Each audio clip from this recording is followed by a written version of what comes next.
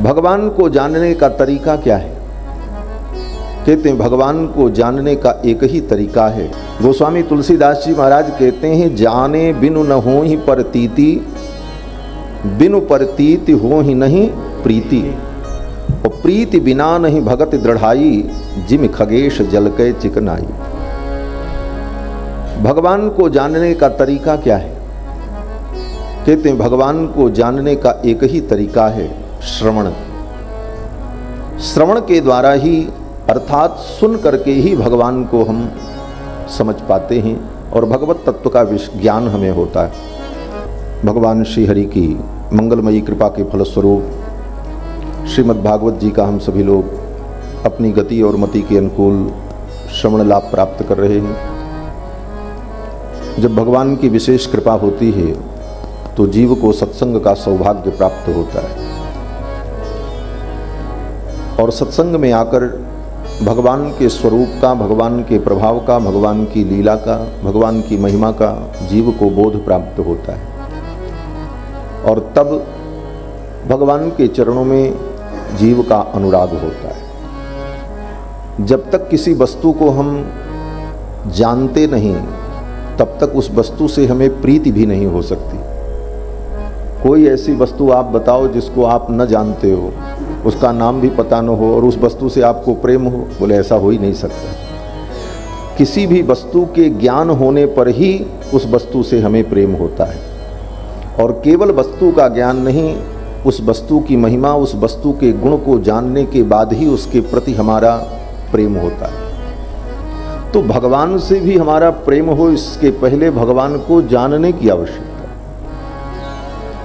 गोस्वामी तुलसीदास जी महाराज कहते हैं, जाने बिनु न हो ही परतीति, बिनु परतीति हो ही नहीं प्रीति, और प्रीति बिना नहीं भगत दृढ़ाई, जिम खगेश जल के चिकनाई। भगवान को जानने का तरीका क्या है? कहते हैं भगवान को जानने का एक ही तरीका है, श्रवण। श्रवण के द्वारा ही, अर्थात सुन करके ही भगवान को हम समझ पाते हैं और भगवत तत्व का ज्ञान हमें होता है। श्रवण के द्वारा ही भगवान की महिमा को जानकर भगवान के चरणों में प्रीति होती है। भागवत जी में वर्णन है कि रुक्मिणी जी ने भगवान को कभी देखा नहीं था, लेकिन भगवान की महिमा को अपने माता पिता से, गुरुजनों से सुनती रही और सुनते सुनते रुक्मिणी जी को भगवान के चरणों में ऐसा अटूट प्रेम हो गया कि रुक्मिणी जी ने भगवान को संदेश भेजा और भगवान स्वयं आए और रुक्मिणी जी को लेकर के गए। पत्र में रुक्मिणी जी ने इसी बात का स्मरण किया। रुक्मिणी जी ने जो संदेश लिखा उस पत्र की प्रथम पंक्ति यही है कि श्रुत्वा गुणान् भुवन सुंदर शृण्वतां ते, निर्विश्य कर्ण विवरैर्हरतोऽङ्गतापं, रूपं दृशां दृशिमताम् अखिलार्थलाभः, त्वय्यच्युता विशति चित्रमपत्रपं मे। रुक्मिणी ने अपने पत्र के प्रारंभ में यही लिखा कि श्रुत्वा गुणान् भुवन सुंदर शृण्वतां ते, हे भुवन सुंदर, हे त्रिभुवन कमनीय, आपके गुणों को सुन करके मेरा चित्त आप में तन्मय हो गया। और परिणाम बोले भगवान के गुण को सुन सुनकर भगवान से प्रीति हो गई। इसका परिणाम बोले रुक्मिणी जी को भगवान के चरणों में नहीं जाना पड़ा, स्वयं भगवान ने आकर के रुक्मिणी को अपने हाथों से उठा लिया और लेकर के चले। यही जीव की स्थिति है। भगवान के गुणों को सुन सुन करके हमारी प्रीति भगवान के चरणों में हो जाए, फिर तो हमें कुछ करना ही नहीं है, भगवान ही हमको ले चलेंगे अपने साथ। स्वयं भगवान कहते हैं, अहम स्मरामि मद्भक्तम नयामि परमाम गतिम। भगवान कहते हैं ऐसे भक्तों का मैं स्वयं स्मरण कर लेता हूं और उसे परम गति देता हूं। तो भगवान की कथा बार बार सुनते रहने से भगवान के चरणों में प्रेम उत्पन्न होता है। गंगा के तट पर प्रायोपवेशन करके विराजमान महाराज परीक्षित को परमहंस श्री सुखदेव जी महाराज ये आख्यान श्रवण करा रहे हैं। कल के प्रसंग में आप सभी लोगों ने श्रवण किया, श्री सुखदेव भगवान पधारे सुखदेव जी साक्षात भगवान कृष्ण के ही विग्रह हैं। महाराज परीक्षित बड़े सौभाग्यशाली हैं कि जन्म के पहले गर्भ में ही इनको भगवान का दर्शन हुआ और जन्म लेने के बाद भगवान श्री कृष्ण ने इनको गोद में खिलाया और जब जीवन लीला पूर्ण होने का समय हुआ तो स्वयं भगवान ही सुखदेव जी के रूप में राजा परीक्षित का कल्याण करने के लिए आ गए। तत्रागमत् भगवान व्यासपुत्रो, कथा सुनाने कौन आए? कहते हैं तत्रागमत् भगवान व्यासपुत्रो, भगवान ही व्यास जी के पुत्र बनकर के सुखदेव के रूप में आए।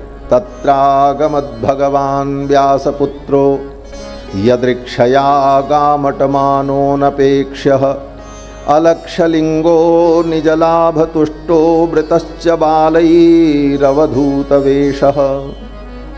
अवधूत वेश धारण किए हुए परमहंस सुखदेव भगवान आए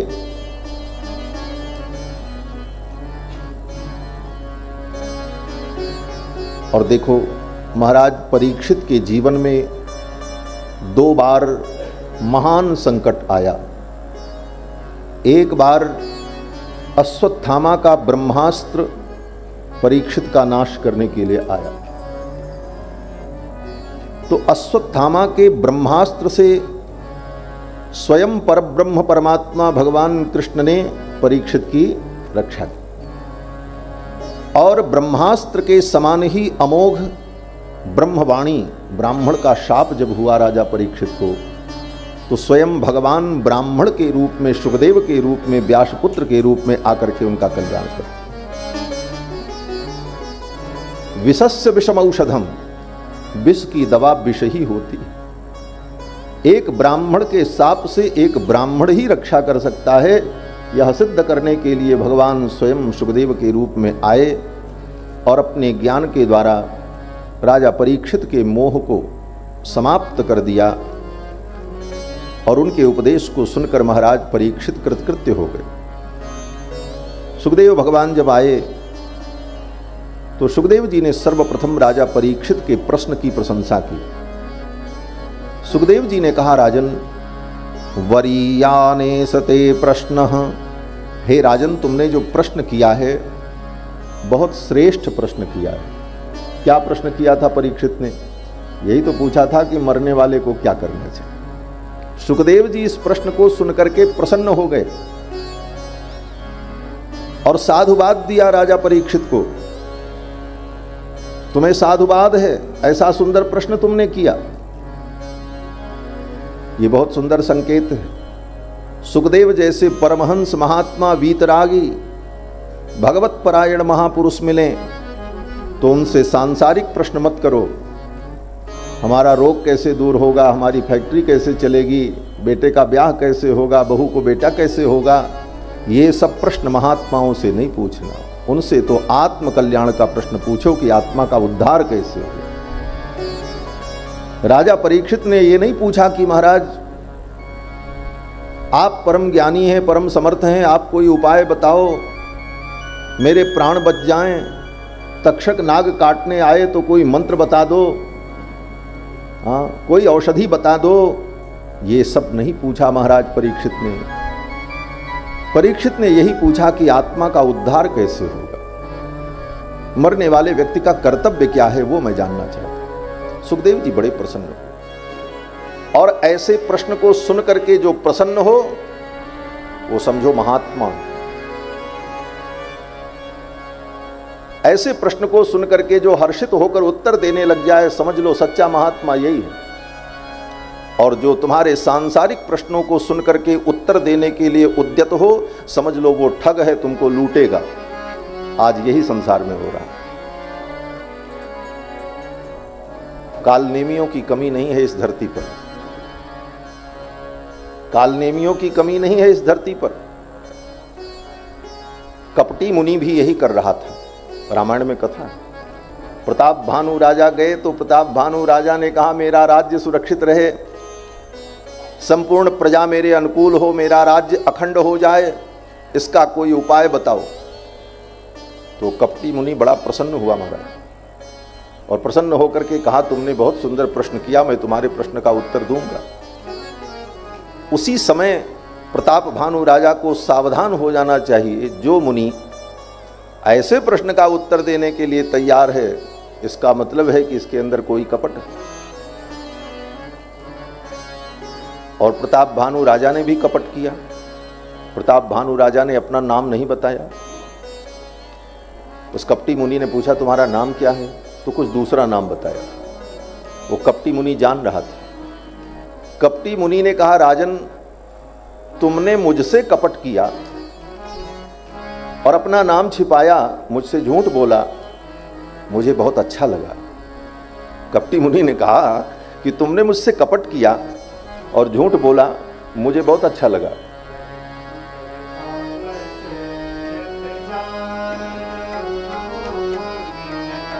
कहतापस नृप जानहु तोहि, कहतापस नृप जानहु तोहि, कहतापस नृप जानहु तोहि, कीन्हु कपट लाग भल मोहि, कीन्हु कपट लाग भल मोहि, कीन्हु कपट लाग भल मोहि, कीन्हु कपट लाग भल मोहि, कहतापस नृप जानहु तोहि, कहतापस नृप जानहु तोहि, कहतापस नृप जान। कपटी मुनि ने कहा, तुमने मुझसे कपट किया, मुझे बहुत अच्छा लगा। राजा को वहीं सावधान हो जाना चाहिए। जिस महात्मा को कपट अच्छा लगे, जिस महात्मा को असत्य अच्छा लगे, वो महात्मा कैसे हो सकता है? अगर उसी समय प्रताप भानु राजा सावधान हो जाते तो प्रताप भानु राजा के वंश का नाश न होता। तो जो संत तुम्हारे सांसारिक प्रश्नों को सुनकर प्रसन्न हो, तुम्हारे छल छद्म से प्रसन्न हो, समझ लेना वह भी घोर सांसारिक है, उससे तुम्हारा कल्याण होने वाला नहीं। सुखदेव जी ने राजा परीक्षित को साधुवाद दिया। वरीयाने सते प्रश्न कृतो लोकहितं नृप, आत्मवित् सम्मत पुंसाम श्रोतव्यादिषु यः परः। हे राजन, तुम्हारा प्रश्न आत्मवित् सम्मतः, जो आत्म तत्व को जानने वाले पुरुष हैं उनके द्वारा अभिमत प्रश्न है, सम्मत प्रश्न है। सुखदेव जी कहते हैं, राजन, सुनने के लिए तो बहुत विषय है। श्रोतव्यादीनि राजेंद्र नृणाम संति सहस्रशः। सुनने के लिए तो हजारों विषय है और लोग सुन रहे हैं। कोई मस्खरी सुन रहा है, कोई चुटकुला सुन रहा है, कोई गाना सुन रहा है, कोई मजाक सुन रहा है, कोई फुहड़पन सुन रहा है। और सुनाने वाले भी हैं और सुनने वाले भी हैं। जो जैसा वक्ता होता है उसके वैसे श्रोता भी मिल जाते हैं। ये दुनिया बड़ी विचित्र है। आप कुछ भी सुनाने के लिए चलो, लोग सुनने वाले मिल जाएंगे। विडंबना तो ये। सुखदेव जी कहते हैं, राजन, श्रोतव्यादीनि राजेंद्र नृणाम संति सहस्रशः। सुनने के लिए हजारों विषय है इस दुनिया में, लेकिन हम क्या सुने? जिस सुनने से हमारा उद्धार हो वो हमें सुनना चाहिए। अन्यथा सुनने के नाम पर अपने समय को बर्बाद करना, काल को गंवाना, अपने क्षण को नष्ट करना, यह भी एक बहुत बड़ी हानि है। कहा है कि जो क्षण का नाश करता है उसे विद्या प्राप्त नहीं होती, जो कण का नाश करता है उसे अन्न की प्राप्ति नहीं होती। क्षणनाशी कुतो विद्या, कणनाशी कुतो धनम। जो एक एक कण बचाता है वो धनवान होता है, और जो अपने जीवन के एक एक क्षण का सदुपयोग करता है वो ज्ञानी और विद्वान होता है। इसलिए क्षण, ये जीवन का समय बहुत बहुमूल्य है। इसका कितनी सावधानी से हम सदुपयोग करें, कि एक एक क्षण हमारा व्यर्थ न जाने पाए और इसका सदुपयोग करके हम ज्ञान संपन्न बने। सुखदेव जी कहते हैं, राजन ये संसार अनित्य है और ये जो जीवन मिला है ये एक एक क्षण करके बीतता जा रहा है। कैसे बीत रहा है? बोले रात तो सो करके बीत जाती है, निद्रया ह्रियते नक्तम, और रात में अगर व्यक्ति जगता भी है तो कोई अच्छा काम करने के लिए नहीं जगता। चोरी, बदमाशी, भोग। निद्रया ह्रियते नक्तम व्यवायेन च वावयः दिवाचार्थे हया राजन कुटुंब भरणेन च, और दिन बीत जाता है कुटुंब का भरण पोषण करने में। दाल रोटी की व्यवस्था कहाँ से हो? भूल गई राग रंग और भूल गई खजड़ी और तीन चीज याद रहा, नून तेल लकड़ी। कहाँ से नमक मिले, कहाँ से लकड़ी मिले, कहाँ से चूल्हा जले, इसी में जीवन बीत जाता है। इसका मतलब ये नहीं है कि हम खाएं पिए नहीं, दुनिया में कैसे रहेंगे फिर, लेकिन ये संकेत है कि यह जीवन का लक्ष्य नहीं है, ये जीवन का साधन है। लक्ष्य तो भगवान है। सुखदेव जी कहते हैं कि निद्रया ह्रियते नक्तम व्यवायेन च वावयः दिवाचार्थे हया राजन कुटुंब भरणेन च। और इस प्रकार जीवन का एक एक दिन बीतता चला जा रहा है। अपने आस पड़ोस रिश्तेदार नातेदार लोगों को मरते हुए देख करके भी हमको यह बोध नहीं होता कि हम भी मरेंगे। ये सबसे बड़े आश्चर्य की बात। तेषाम प्रमत्तो निधनम पश्यन्नपि न पश्यति। अपने परिजनों को मरते देख करके भी व्यक्ति को लगता है मैं नहीं मरूंगा और हमारा जीवन तो ऐसे ही रहेगा। इसलिए हे राजन, तस्मात् भारत सर्वात्मा भगवान ईश्वरो हरिः श्रोतव्यः कीर्तितव्यश्च स्मर्तव्यश्चेच्छता भयम्। हे राजन, व्यक्ति अगर निर्भय होना चाहता है तो एक ही उपाय है, चेच्छता भयम्। अगर अभय की इच्छा है कि हम निर्भय हो जाएं तो केवल एक काम करना चाहिए। क्या? बोले श्रोतव्यः कीर्तितव्यश्च, भगवान के विषय में सुनो और भगवान के विषय में वर्णन करो। यही निर्भयता प्रदान करने वाला तत्व है। और निर्भयता हमारे जीवन में आ जाए। आप कहोगे महाराज हम निर्भय हैं। बोले इस दुनिया में कोई निर्भय नहीं है, सबको डर लगा हुआ है। प्रधानमंत्री को भी डर है कहीं हमारी कुर्सी न चली जाए, व्यक्ति को डर है कहीं हम मर न जाएं, बड़े बड़े कारोबारियों को डर होता कहीं हमारा व्यापार न डूब जाए। किसको डर नहीं है? इस दुनिया में हर व्यक्ति डरा हुआ है। और डर किस बात का है? बोले डर केवल एक बात का है कि जो हमें मिला है ये छूट न जाए, बस। पद, प्रतिष्ठा, धन, संपत्ति, समाज, इसी के छूटने का भय है। और जो छूटना तय है छूटेगा ही छूटेगा, उसे आप रोक भी नहीं सकते। और ये भय हमारे जीवन से समाप्त हो जाए, निर्भयता आ जाए, यहां तक कि हमारा शरीर भी छूट जाएगा, इसका भी भय हमारे जीवन में न रहे। इस भय को ही ये भागवत दूर करती है। काल ब्याल मुख ग्रास त्रास निर्णास हेतवे। काल ब्याल मुख ग्रास, काल रूपी जो ब्याल माने सर्प है, उस सर्प के मुख के ग्रास बने हुए समस्त प्राणियों के त्रास को, दुख को दूर करने वाली ये कथा। काल ब्याल मुख ग्रास त्रास निर्णास हेतवे। सुखदेव जी कहते हैं भगवान का स्मरण, भगवान का कीर्तन, यही जीव को अभय प्रदान करता है। और बाकी सर्वत्र, बोले सर्वत्र भय है। कहां कहां भय है?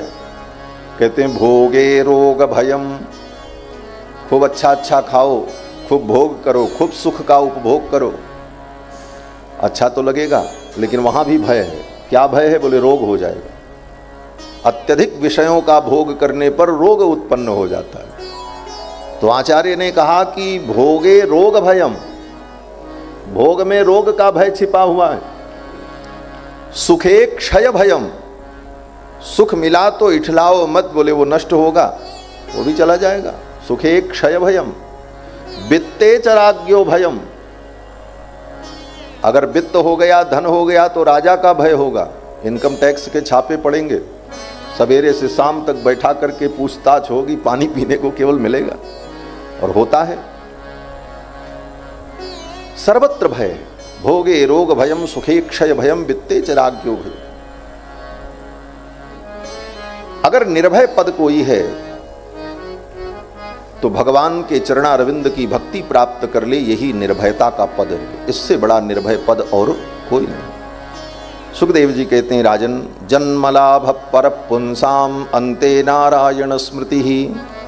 इस जीवन का परम लाभ ये है कि अंतिम समय में भगवान नारायण की स्मृति आ जाए और भगवान का स्मरण करते हुए हम संसार से विदा हो जाएं। राजन तुम चिंता मत करो, तुम्हारी मति जो है वो सती है, और मैं तुमको कथा सुनाऊंगा। सुखदेव जी कहते हैं तुम्हारी मति जो है वो सती है। ये मति भी सती होती है? बोले भगवान को छोड़ करके ये मति संसार में लगे तो वो असती है, और श्यान मुकुंदे मति सती है, और भगवान मुकुंद में हमारी मति लग जाए तो ये सती है, पतिव्रता है। और जो मति भगवान को छोड़कर संसार में लगती रहे वो मति जो है व्यभिचारिणी। सुखदेव जी कहते हैं राजन तुम्हारी मति तो सती है, और ऐसे उत्तम कुल में तुम्हारा जन्म हुआ है। महापौरुषिको भवान, महापुरुषों के वंश में तुम्हारा जन्म हुआ है। तुम्हारे पूर्वज कितने महान थे। राजन तुम चिंता मत करो, मैंने अपने पिता से जो ज्ञान प्राप्त किया है, अधीतवान द्वापरादौ पितुर्द्वैपायनादहम, द्वापर के आदि में, वो कलयुग के आदि में, द्वापर के अंत में अपने पिता वेदव्यास से मैंने जो ज्ञान प्राप्त किया है वो मैं तुम्हें सुनाऊंगा, और 7 दिन का समय तुम्हारे पास है, चिंता मत करो। एक राजा थे, उनका नाम था खट्वांग, बड़े धर्मात्मा थे, बड़े पराक्रमी थे, भगवान श्री राम के पूर्वज थे। देवताओं की सहायता करने के लिए स्वर्ग जाते थे। युद्ध में कोई जरूरत पड़ती थी तो अयोध्या से स्वर्ग के देवता सहायता लेते थे। महाराज खट्वांग, महाराज योनाश्व, महाराज ककुस्थ, महाराज दशरथ, इन सब महावीरों ने स्वर्ग के देवताओं की बड़ी सहायता की है महाराज। तो महाराज खट्वांग जब देवताओं की सहायता करके लौटने लगे तो देवता बड़े प्रसन्न हुए। देवताओं ने कहा आपके कारण मेरा कार्य सिद्ध हुआ, आप वरदान मांगो, क्या चाहिए। तो महाराज खट्वांग ने कहा कि अगर आप वरदान देना चाहते हैं तो आप यही बता दीजिए कि मेरी आयु कितनी बची है, मैं जानना चाहता हूं। और हमें कुछ नहीं चाहिए, आप ये बता दीजिए मेरी आयु कितनी शेष बची है।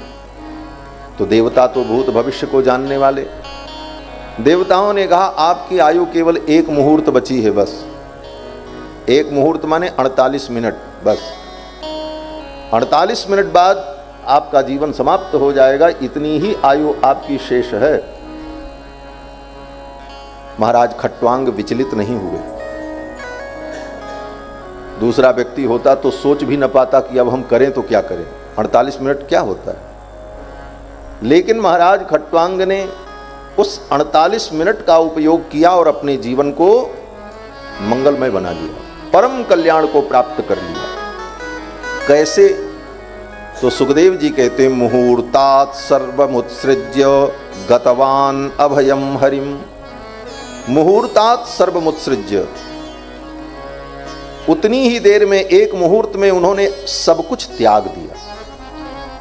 इतना बड़ा पद था, त्यागने में, दूसरे को चार्ज देने में, सब कुछ हिसाब किताब समझाने बताने में तो समय लगता होगा। एक साधारण कर्मचारी जब रिटायर होता है, अपने पद को छोड़ता है, दूसरे को चार्ज देता है, तो कितनी औपचारिकताएं होती हैं, कितने नियम होते हैं। और चक्रवर्ती सम्राट लेकिन महाराज खट्वांग ने सोचा जब छोड़ना ही है तो किस औपचारिकता की जिम्मेदारी मेरे ऊपर है, कोई जिम्मेदारी नहीं। चुपचाप अपने महल से निकले और निकल करके नदी के तट पर जाकर पद्मासन लगा करके बैठ गए और भगवान के चरणों का ध्यान करने लगे। और ध्यान करते करते 48 मिनट बीत गया और शरीर जब छूटा तो सीधे भगवान को प्राप्त हो। मुहूर्तात् सर्वमुत्सृज्य गतवान अभयम हरिम, एक मुहूर्त में ही सब कुछ छोड़ दिया। छोड़ना क्या है? कुछ हम पकड़े हैं कि छोड़ना है? क्या पकड़े? घर अपने जगह पर है, फैक्ट्री अपने जगह पर है, सब कुछ तो अपने अपने जगह पर। हम किसी को पकड़ करके थोड़ी बैठते। बोले तब फिर क्या छोड़ना है? बोले मन से हमने जो उसको पकड़ रखा है कि ये मेरा है, बस इतना ही छोड़ना। घर मकान परिवार संपत्ति जो कुछ है संसार में, किसी वस्तु को कोई व्यक्ति हाथों से पकड़ करके नहीं बैठा रहता, मन से ही हम बंधे रहते हैं। इसीलिए गीता में भगवान ने कहा कि इस मन को मेरे चरणों में लगाओ, मन मना भव मद भक्तो। वेद भगवान कहते हैं कि मन से ही बंधन है, मन से ही मुक्ति है। मन एव मनुष्याणाम कारणम बंध मोक्षयो, मन ही बंधन का कारण है और मन ही मुक्ति का कारण। मन एव मनुष्याणाम कारणम बंध मोक्षयो, बंधाय विषयासक्तम मुक्त्यै निर्विषयम मना। कौन सा मन बंधन का कारण है? कहते बंधाय विषयासक्तम, संसार के विषयों में आसक्त जो मन है वो बंधन का कारण है। और मुक्त्यै निर्विषयम मनः, हमारा मन उन विषयों से अलग हो जाए, यही मुक्ति का साधन है। ये मन बंधन और मुक्ति का कारण है और इस मन को ही केवल हटाना है, बस उधर से हटा करके इधर लगा देना। मन वही है, इधर चला जाए तो बंधन और भगवान की ओर चला जाए तो मुक्ति। इसीलिए गोस्वामी जी ने कहा जग से रहो छतीस होए, जग से रहो छतीस होए राम चरण छय तीन। जग से रहो छतीस होए, 36 हिंदी में जो लिखते हैं तो 3 और 6 की पीठ जो है वो सटी रहती है। 3 ऐसे लिखा जाता, 6 इधर लिखा जाता, दोनों की पीठ सटी रहती। तो गोस्वामी जी कहते हैं जग से रहो 36 होए, जगत के तरफ तो पीठ कर दो। और राम चरण 6 3, और राम जी के चरणों में कैसे? बोले जैसे 63 होता, 6 और 3 दोनों के मुंह आमने सामने। जग से रहो 36 होए राम चरण 6 3। ये मन यही बंधन का कारण और यही मुक्ति का कारण है। मन वही है, जैसे जिस चाबी से ताला बंद होता है उसी चाबी से ताला खुलता भी। ऐसा नहीं होता कि बंद करने के लिए दूसरी चाबी लगाई जाए, खोलने के लिए दूसरी। अंतर क्या होता? बोले चाबी को इधर घुमा दिया तो ताला बंद हो गया और इधर घुमा दिया तो ताला खुल गया। उसी प्रकार मन संसार की ओर जाए तो बंधन और भगवान की ओर चला जाए तो यही मुक्ति है। श्री सुखदेव जी ने कहा राजन, मैं तुमको भगवान के विराट रूप का वर्णन करके सुनाता। सर्वप्रथम सुखदेव जी ने राजा परीक्षित को भगवान के विराट रूप का वर्णन करके सुनाया। भगवान का विराट रूप क्या है? बोले ये चिंतन करना चाहिए। ये सारा संसार ही भगवान का रूप है। इसको कैसे हम अनुभव करें? बोले सूर्य को देखो तो ये भावना करो कि ये भगवान का नेत्र है, चंद्रमा को देखो तो भावना करो ये भगवान का मन है, अग्नि तत्व को देखो तो भावना करो ये भगवान का मुख है,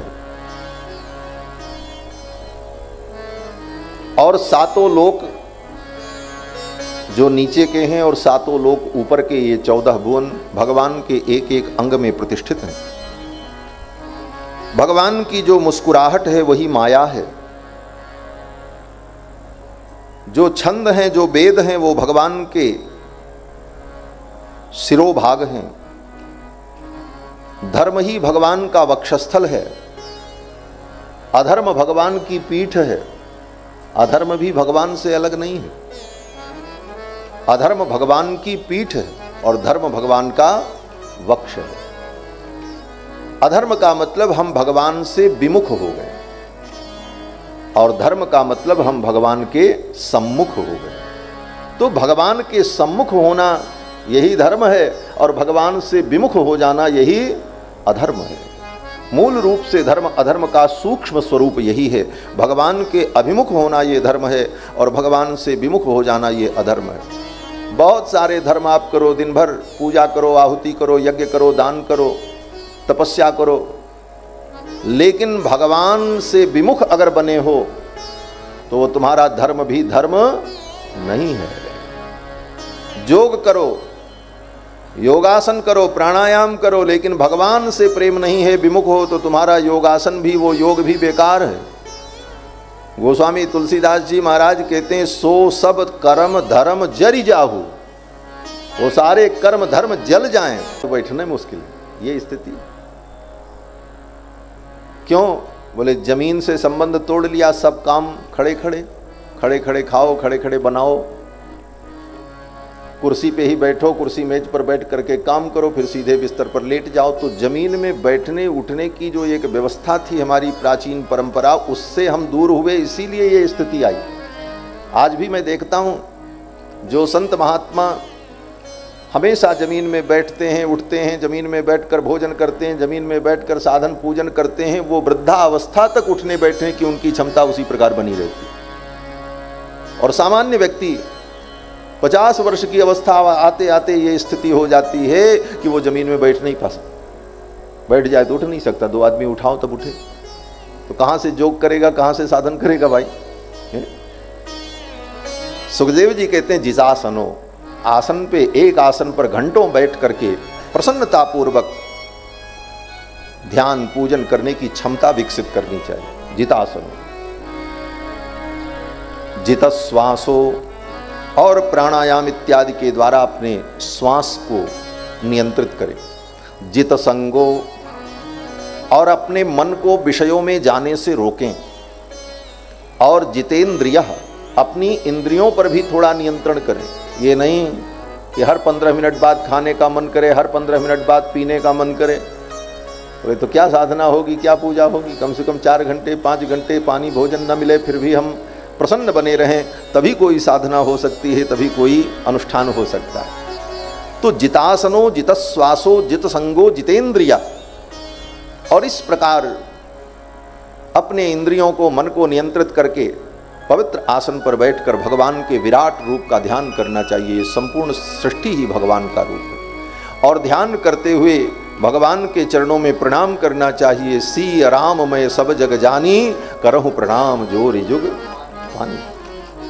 भगवान के विराट रूप का वर्णन किया, और फिर सुखदेव जी ने भगवान की सूक्ष्म धारणा का वर्णन किया।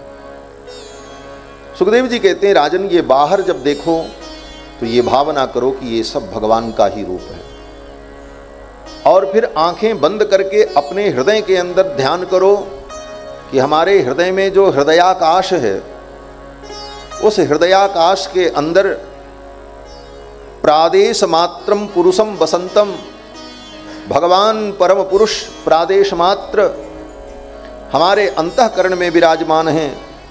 और किस रूप में विराजमान हैं? बोले चतुर्भुजम कंज रथांग शंख गदाधरम धारणया स्मरंती। शंख चक्र गदा पद्म धारण किए हुए भगवान हमारे हृदय के अंदर विराजमान हैं, इसका ध्यान करो। बाहर इस स्थूल जगत को भगवान के रूप में देखो, और अपने हृदय के अंदर सूक्ष्म रूप से भगवान को देखो। यही योग है। शांताकारम भुजगशयनम पद्मनाभम सुरेशम विश्वाकारम। पहले तो विश्वाकारम, भगवान विश्व के आकार में है, ये विश्व ही उनका आकार है। ये लोग जो बोलते हैं विश्वाधारम, वो प्राचीन पाठ नहीं है। विश्वाकारम, विश्व ही जिनका आकार है। विश्वाकारम गगन सदृशम मेघवर्णम शुभांगम लक्ष्मीकांतम कमल नयनम योगी हृदयान गम्यम। जो विश्वाकार हैं वही ध्यान गम्य हैं, जो योगियों के हृदय में विराजमान रहते हैं। वंदे विष्णुम भवभय हरम। हरणम नहीं, बहुत लोग हरणम पढ़ते हैं, हरणम नहीं, हरम। भवभय हरम सर्वलोकैकनाथम, समस्त लोकों के एकमात्र स्वामी भगवान श्री हरि। तो अपने हृदय के अंदर भगवान के सूक्ष्म स्वरूप का ध्यान करना चाहिए। और इसी प्रसंग में सुखदेव जी महाराज कहते हैं, राजन, ब्रह्मा जी ने 3 बार संपूर्ण वेदों का आलोडन किया। वेद भगवान के श्वास भूत है। चारों वेद ऋग यजुः साम अथर्व, ये कोई पुस्तक नहीं है और न किसी ने इसको लिखा है, इसका कोई लेखक भी नहीं। इन बातों को सनातन धर्मावलंबियों को जानना चाहिए। दुनिया के जितने धर्म ग्रंथ हैं वो किसी न किसी के द्वारा लिखे गए। चाहे पुराण ही हो, पुराण को वेदव्यास ने लिखा, रामायण को वाल्मीकि जी ने लिखा, लेकिन इस धरती पर 4 वेद ही ऐसे ग्रंथ हैं जिसका कोई लेखक नहीं। आज तक दुनिया के बड़े बड़े इतिहासकार इस बात का पता नहीं लगा पाए कि वेद का लेखक कौन है। और अनादिकाल से वेदों के विषय में हमारी यही मान्यता है कि वेद अपौरुषेय है। अपौरुषेय का मतलब जो किसी पुरुष की रचना नहीं है, किसी पुरुष ने नहीं बनाया। यहाँ तक कि परम पुरुष भगवान ने भी वेदों को नहीं बनाया। हाँ, अगर भगवान बनाए हैं ऐसा मान लेंगे तो फिर वेद पौरुषेय हो जाएंगे। भगवान ने वेद को नहीं बनाया। तब बोले वेद जो शब्द हैं, वेद रूपी जो ज्ञान भंडार शब्द राशि है वो नित्य है। किस प्रकार से? बोले जैसे भगवान नित्य हैं उसी तरह वेद नित्य है। कोई पूछे भगवान को किसने बनाया? बोले भगवान को किसी ने नहीं बनाया, भगवान ने ही सबको बनाया, वो सदा रहते हैं। उसी प्रकार संपूर्ण ज्ञान वेद के रूप में सदा प्रतिष्ठित रहता है। और वेद और भगवान का संबंध क्या है? बोले भगवान की जो श्वास है उसी का नाम वेद है। भगवान श्वास लेते हैं तो जो उनकी श्वसन क्रिया है वो श्वसन क्रिया में जो ध्वनि है वही चारों वेद है। तो जैसे हमारी आपकी श्वास हो तो हम अपनी श्वास को बनाते हैं। हमने आपने अपनी श्वास को बनाया है? बोले नहीं, श्वास से हम बने हुए हैं। श्वास है तो हम हैं और हम हैं तो श्वास है। श्वास से हमारी सत्ता है और हमारे कारण हम हैं, इसीलिए श्वास चल रही है।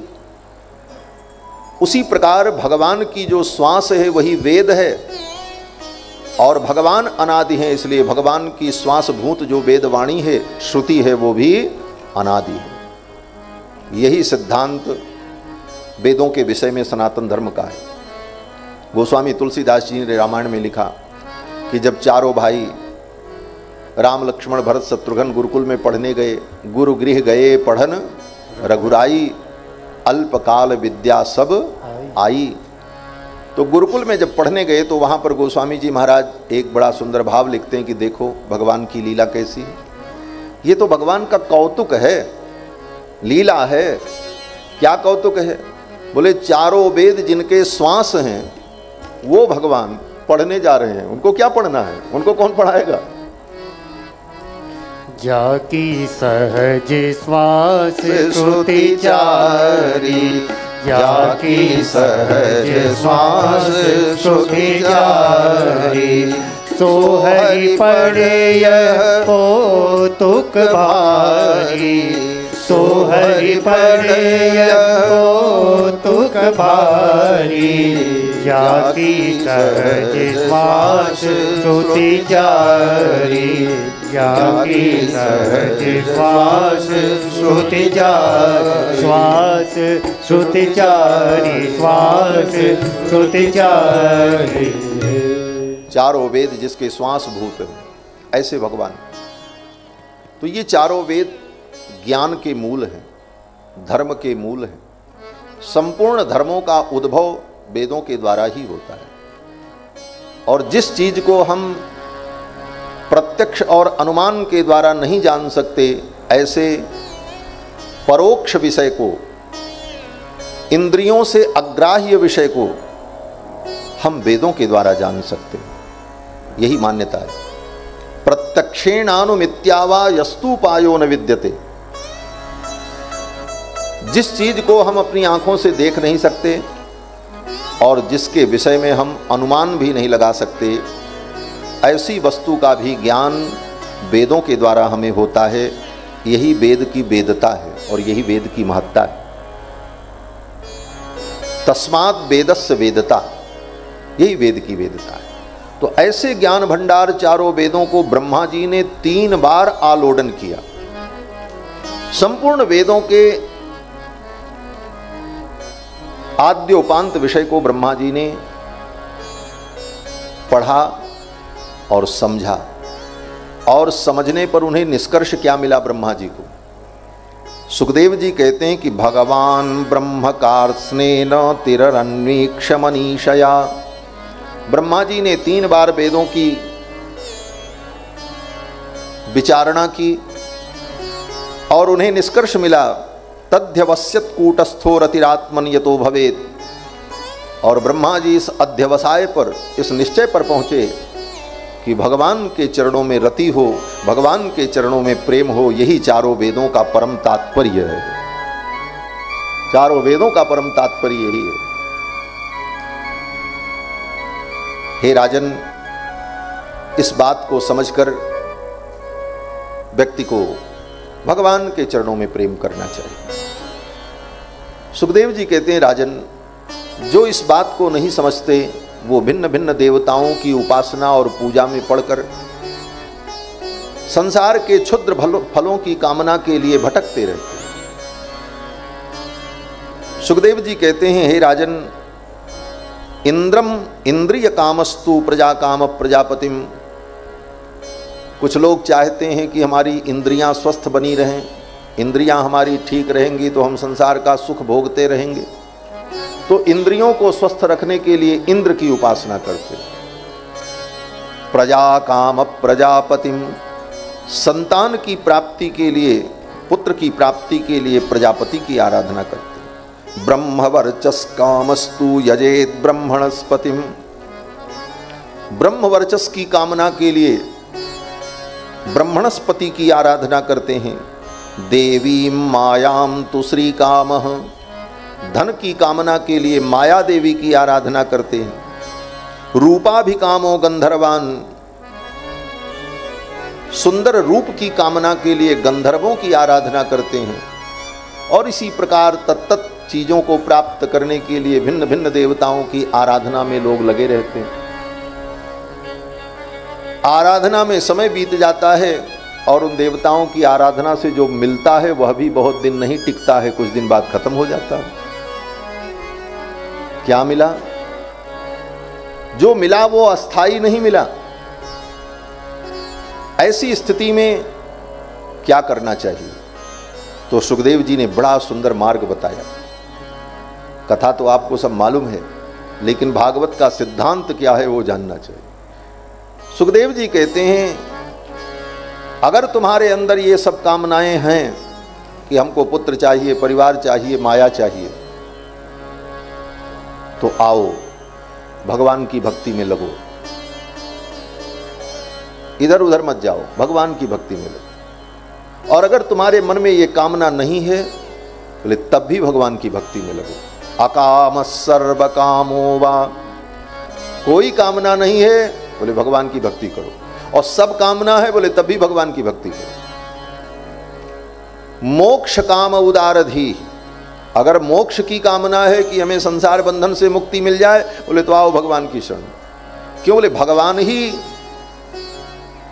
सब कुछ दे सकते हैं, बाकी सब कोई सब कुछ नहीं दे सकता। कोई कुछ दे सकता है, कोई कुछ दे सकता है, लेकिन सब कुछ देने का सामर्थ्य तो केवल भगवान के अंदर है। तुलसी सो सब भांति परम सुख, गोस्वामी जी कहते हैं कि तुलसी सो सब भांति परम सुख, जो चाहसी मन मेरो, तो भज राम काम सब पूर्ण, करहि कृपा निधि तेरो।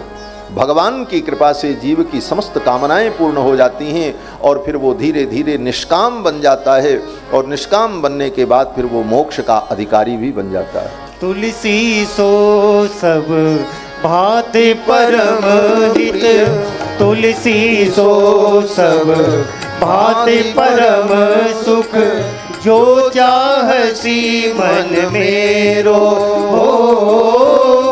जो चाहसी मन मेरो, तो भज राम काम सब पूरन, तो भज राम काम सब पूरन, करहि कृपा निधि तेरो,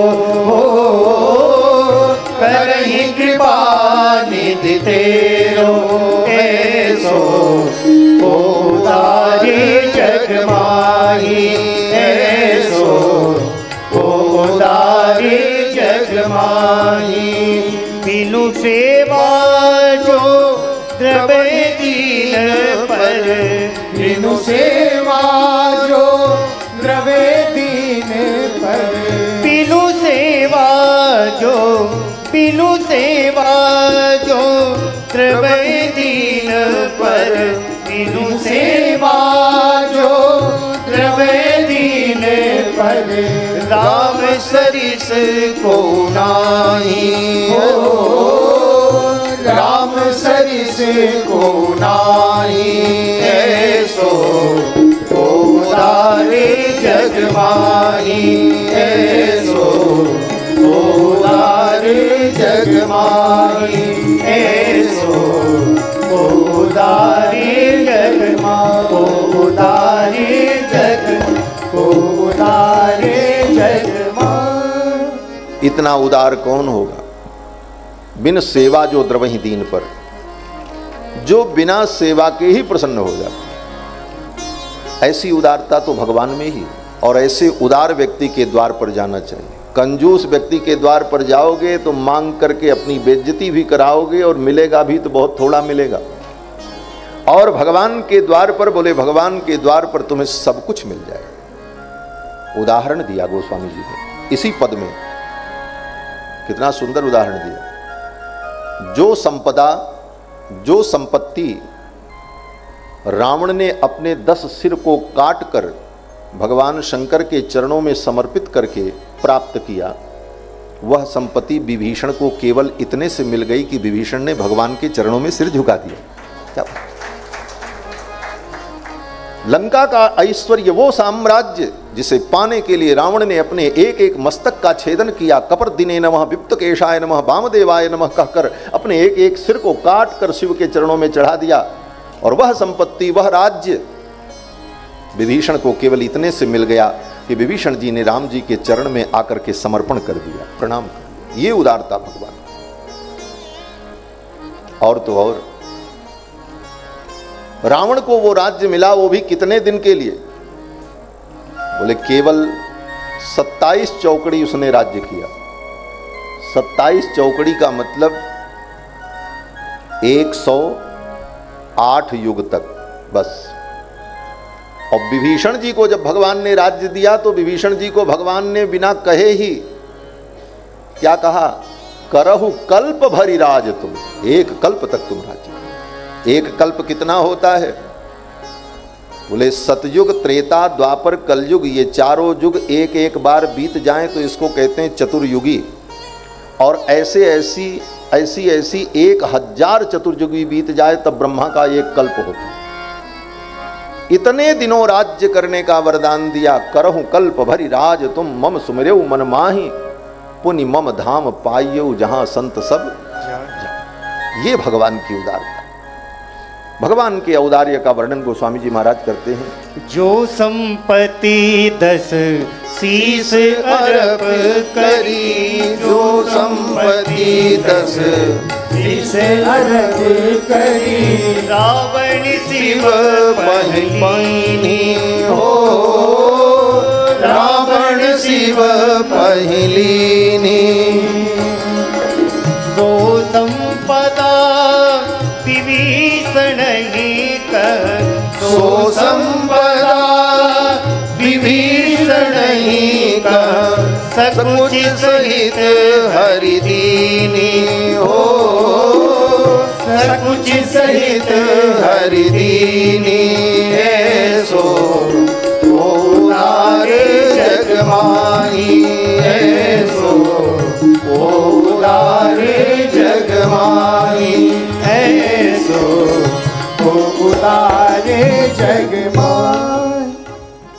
वह संपदा विभीषण जी को भगवान ने दिया। एक बात तो मैं कहना भूल ही गया, वो इससे भी बड़ी महत्वपूर्ण बात है। वो बात ये है कि भगवान ने जब विभीषण को राज्य दिया तो विभीषण जी को राज्य देते समय भगवान की आंखें झुक गईं, भगवान को संकोच हो रहा था। हम विभीषण को जो दे रहे हैं ये विभीषण के लायक नहीं है, मुझे तो और देना चाहिए। इसके बाद भी भगवान को संकोच हो रहा है। सकुच सहित हरिदीनी, संकोच होता है भगवान को कि मैं अपने भक्तों को क्या दे डालूं। ऐसे उदार प्रभु को छोड़कर अगर हम मजार पूजने लग जाएं और कहां कहां देवी देवता में भटकते रह जाएं तो इससे बढ़ करके अज्ञान और कुछ नहीं हो सकता। और इसी अज्ञान ने ही कितने नए नए भगवान पैदा कर दिए इस भारत में। जिस भारत में साक्षात परब्रह्म परमात्मा रामकृष्ण के रूप में अवतार लेते हैं, उस भारत में ये अज्ञान व्याप्त होने लगा कि मरे हुए मुर्दे को भी भगवान मानकर वहां भी लोग जा रहे हैं, मत्था टेक रहे हैं। ये अज्ञान ही। श्री वेद व्यास जी कहते हैं, अकाम सर्व कामो वा मोक्ष काम उदारधी तीव्रेण भक्ति योगेन यजेत पुरुषम परम। तीव्र भक्ति योग के द्वारा परम पुरुष की आराधना करनी चाहिए। परम पुरुष कौन है? बोले भगवान। ये पुरुष शब्द, पुरुषोत्तम शब्द केवल भगवान के लिए प्रयुक्त होता है। ये पुरुषोत्तम शब्द किसी अन्य देवता के लिए प्रयुक्त नहीं होता, न ब्रह्मा के लिए, न भगवान शंकर के लिए, न गणपति के लिए, न दुर्गा के लिए, किसी के लिए। पुरुषोत्तम शब्द तो केवल भगवान के लिए प्रयुक्त होता है। गीता में भगवान श्री कृष्ण कहते हैं, द्वाविमौ पुरुषौ लोके क्षरश्चाक्षर एव च क्षरः सर्वाणि भूतानि कूटस्थोक्षर उच्यते तस्मात् क्षरमतीतोऽहम् अक्षरादपि चोत्तमः तस्मात् लोके च वेदे च प्रथितः पुरुषोत्तमः। इसलिए संसार में लोग मुझे पुरुषोत्तम कहते हैं कि मैं उन सब से उत्तम। तो भगवान पुरुषोत्तम, ऐसे पुरुषोत्तम प्रभु की आराधना ही जीव के कल्याण का परम साधन है। आगे सुखदेव जी महाराज भगवान के दिव्य स्वरूप का, भगवान की महिमा का ध्यान कई श्लोकों में करते हैं। अभी तो भागवत है महाराज, 7 दिन में मैं क्या क्या बताऊं आपको।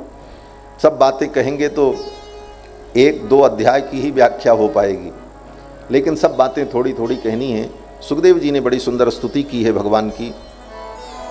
स्तुति में भगवान की महिमा का वर्णन किया। भगवान की महिमा का वर्णन करते हुए कहते हैं, यत् कीर्तनम यत् श्रवणम यदीक्षणम यत् वंदनम यत् श्रवणम यदर्हणम लोकस्य सद्यो विधुनोति कल्मसम तस्मै सुभद्र स्रवसे नमो नमः। जिन भगवान के कीर्तन से, जिनके स्मरण से, जिनके दर्शन से, जिनके वंदन से, जिनके श्रवण से, जिनकी पूजा से लोकस्य सद्यो विधुनोति कल्मसम, जीवों के सारे कल्मश पाप धुल जाते हैं। तस्मै सुभद्र स्रवसे नमो नमः। ऐसे सुभद्र स्रवस जो भगवान हैं उनके चरणों में मैं प्रणाम करता हूं। आगे सुखदेव जी कहते हैं कि तपस्विनो दान परा मनस्विनो, कोई बहुत बड़ा तपस्वी हो, दान परायण हो, यशस्वी हो, मनस्वी हो, लेकिन तब तक उसको अपने दान यज्ञ तप का फल प्राप्त नहीं होता जब तक वो अपने इन कर्मों को भगवान के चरणों में समर्पण न कर दे। क्षेमम न बिंदन्ति बिना यदर्पणम तस्मै सुभद्र स्रवसे नमो नमः। क्षेमम न बिंदन्ति बिना यदर्पणम। आप बहुत माला जपो, खूब मंत्र जप करो, लेकिन उन जप के, उस जप को, उस साधन को जब तक भगवान के चरणों में समर्पित नहीं कर दोगे तब तक वो साधन भी सफल नहीं होगा। इसीलिए हमारे आचार्यों ने कहा कि जब सब साधन करके भगवान के ही चरणों में समर्पण करना है तो साधन तो जीव के द्वारा होता है। तो ये जीव साधन करे और फिर उन साधनों को भगवान के चरणों में समर्पण करे, तो इससे अच्छा है कि अपने आप को ही भगवान के चरणों में समर्पण कर दे। यही शरणागति। साधन भी समर्पण ही करना पड़ेगा। तो साधन जिस शरीर से होता है, जिस जीवात्मा के द्वारा साधन की क्रिया संपादित होती है, यह आत्म समर्पण ही सबसे बड़ा समर्पण है। अपना समर्पण हो जाए तो सब समर्पण। और ये साधन भी तभी फलीभूत होते हैं जब भगवान के चरणों में समर्पित होते हैं। क्षेमम न बिंदंत बिना यदर्पणम तस्मै सुभद्र स्रवसे नमो नमः।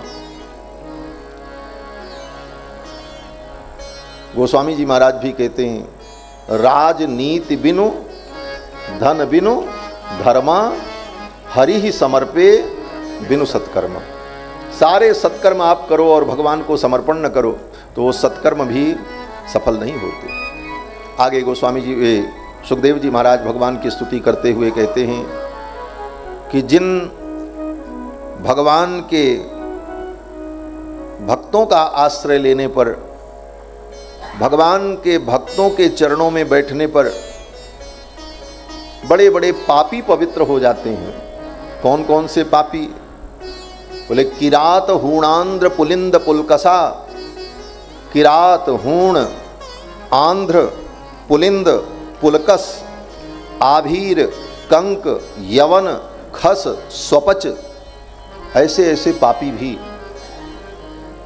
जिन भगवान के भक्तों के चरणों में बैठ करके पवित्र हो जाते हैं, ऐसे भगवान के चरणों में मैं प्रणाम करता हूं। जिन भगवान के भक्तों की इतनी महिमा है कि बड़े से बड़े पापी भगवान के भक्तों के आश्रय में आ जाएं तो वे पवित्र हो जाते हैं और उन्हें भी परम गति मिल जाती है। और इसी बात को गोस्वामी जी महाराज भगवान के नाम की महिमा से जोड़ करके कहते हैं कि भगवान का नाम अगर कोई ले तो बड़े से बड़े पापी, बड़े से बड़ा पापी पवित्र हो जाता है। पाई न के गति पतित पावन राम भज सुन सठ मना। गणिका अजामिल व्याध गीध गजादि खल तारे घना। आभीर जवन किरात खस स्वपचादि अति अघरूप जे। कही नाम बारक ते पावन हो ही राम नमामि ते। पाई न के गति पतित पावन राम भज सुनु सठ मना। पाई न के गति पतित पावन राम भज सुनु सठ मना। कणिका अजामिल व्याध गीध गजादि खल तारे घना। कणिका अजामिल व्याध गीध गजादि खल तारे घना। आभीर जवन किरात खस स्वपचादि अति अघरूप जे। आभीर जवन किरात खस स्वपचादि अति अघरूप जे। कही नाम बारक ते पावन हो ही राम नमामि ते। कही नाम बारक ते पावन हो ही राम नमामि ते। पाई न के गति पतित पावन राम भज सुनु सठ मना। राम भज सुनु सठ मना। राम भज सुनु सठ मना। गोस्वामी जी कहते हैं, सुनु सठ मना। हे मन, तू बहुत सठ है, तू सुन ले। गोस्वामी जी किसको सुना रहे हैं? दुनिया को नहीं सुना रहे हैं। गोस्वामी जी रामायण अपने मन को सुना रहे हैं, अपने को कथा सुना रहे हैं।